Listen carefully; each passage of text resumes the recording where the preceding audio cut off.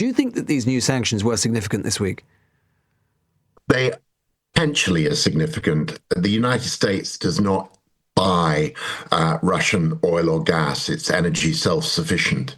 So really the key thing will be secondary sanctions, whether the US goes the next step and sanctions countries that do buy Russian oil and gas, and that is most notably China and India.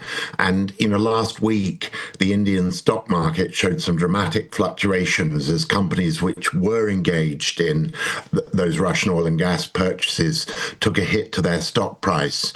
So, if Trump goes that next stage, then it is very significant. But I think it's worth saying he hasn't done that yet. Nonetheless, as a symbolic move, if nothing else, there is some significance, surely.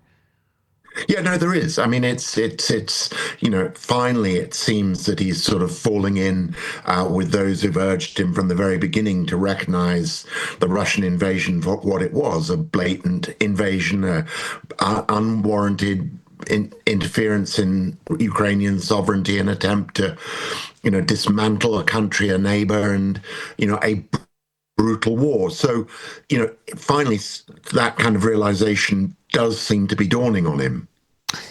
In terms of just taking a step back for a moment further still, I mean, something that is quite surprising, is it not, Lord Malloch-Brown, is the extent to which there was so much commentary in the pre-inauguration period, once again, about Trump's isolationism, which, had some merits to that critique in his first term. He's been anything but isolationist. He has proven himself deeply interested in foreign affairs in his second term so far. Yeah, he's made the Oval Office the sort of center stage of global politics through an extraordinary sort of showmanship and energy, which, one has to have a kind of grudging respect for. And he doesn't lend himself to a label. I mean, there have been not just the label, Lewis, you mentioned, of the isolationism, but then at the beginning, we all thought maybe he's a kind of Yalta guy who wants to divide the world up into three spheres of influence: American, Chinese, and Russian. And, as Stalin tried to do at Yalta with Roosevelt and Churchill. And then when that didn't seem to explain it, there was a thought, is he just about tariffs and transactions and jobs back to America? But that doesn't really explain it either, not least because he's sort of backed down on quite a bit of the tariffs. And then was it just all about getting a Nobel Peace Prize? And I think, all these theories are only at best partial explanations of his motivations.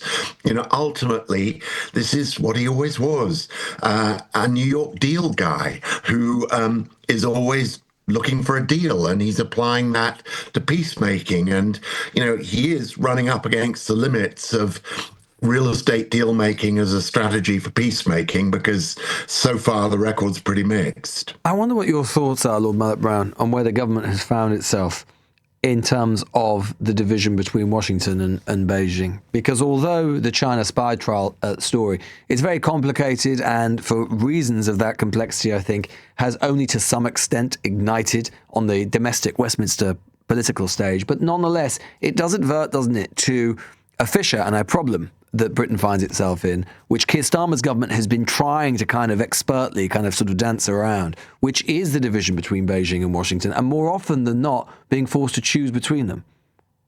Yeah, and, you're right.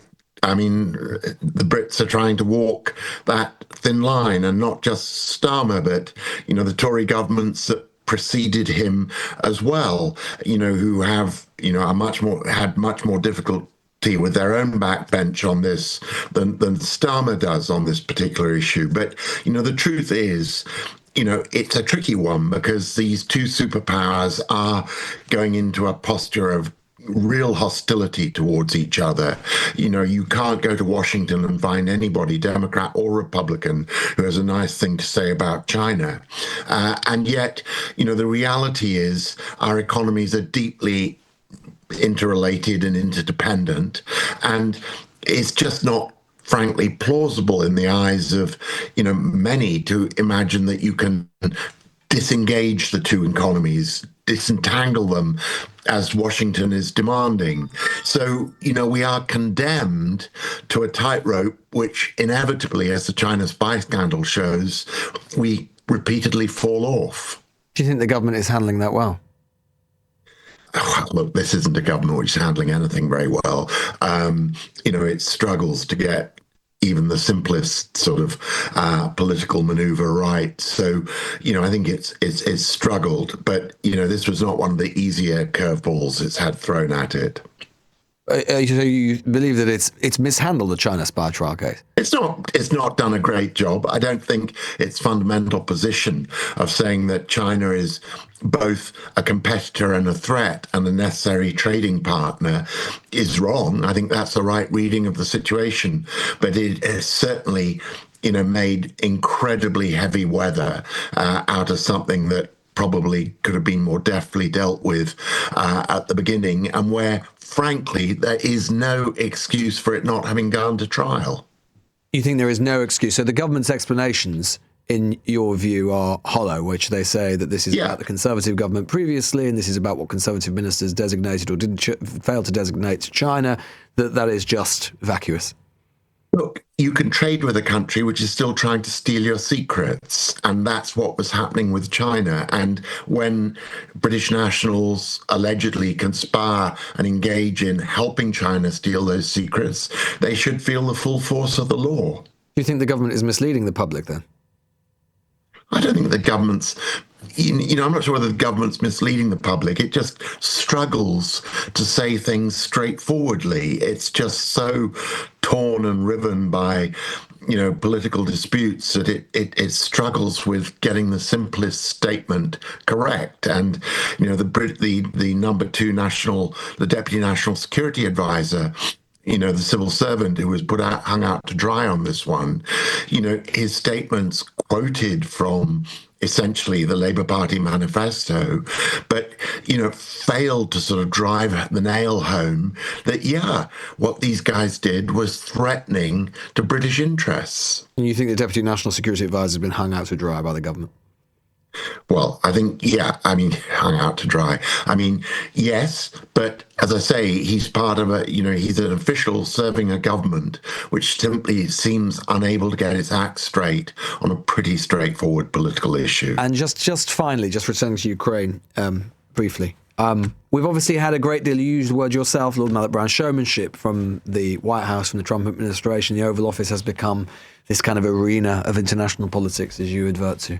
Nonetheless, when we take the big picture of Ukraine and Russia and the war, isn't it the case that in reality we're not much further forward or backward from where we were on January the 20th this year when Trump took office again? Basically, you have both sides fighting this war of attrition. Putin continues to believe that his resolve is the greater of either Ukraine or certainly for the West. And neither side is willing, certainly Putin isn't willing right now, to make any concession that he seriously believes would seriously bring the war to an end.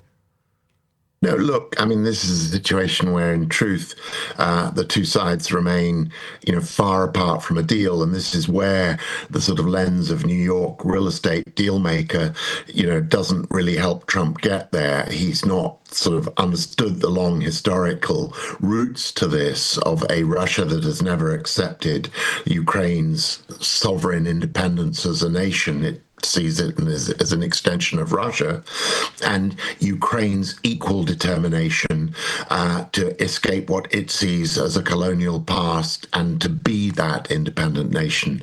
Look, Russia is losing a lot more troops, not least because it's on the offensive more of the time than Ukraine is, but it's also more effectively replacing them with conscription and, a significant bonus to soldiers who are signing up. So even though it's lost hundreds of thousands of troops, including several 100,000 in its recent offensive, its ability to replace that as a much larger country, continues to give it a long-term edge, which may not have yet given it territory, but which Putin calculates will finally deliver a victory because, it will be the last one standing when the other side is exhausted and falls. I think that's to underestimate the will of Ukrainians, but Putin looks at the fact that younger Ukrainians are not signing up to fight. On the Ukraine side, this is an old man's war, and people are very tired and exhausted by it.